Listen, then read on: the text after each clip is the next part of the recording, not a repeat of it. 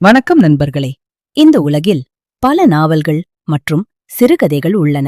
அதில் ஏதாவது ஒன்றை விருப்பத்துடன் வாங்கி படிக்கும் பொழுது நாம் ஒவ்வொரு வரியையும் எழுத்தையும் பக்கத்தையும் விடாமல் படிப்போம். அவ்வாறு இல்லாமல் அங்கங்கு பார்க்கின்ற பக்கங்களை மாத்திரம் படித்தால் அந்த கதையை நம்மால் முழுமையாக புரிந்து கொள்ள முடியாது.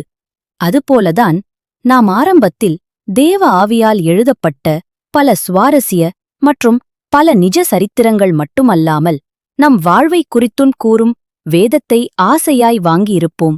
ஆனால் காலப்போக்கில் அதை முழுமையாய் படிப்பதை விட்டுவிட்டு இருப்போம். அப்படி செய்தால் நம் வாழ்வில் எவ்வாறு வழிநடக்க வேண்டும் என்ற பல விஷயங்கள் கற்றுக்கொள்வதை நாமே தடை செய்வதற்கு ஏதுவாயிருக்கும். எனவே இன்று உங்கள் வீட்டில் உள்ள வேத புத்தகத்தை கையில் எடுத்து வாசிக்கத் தொடங்குங்கள். இனி என்றும் ஜெயமே. ஆமென்.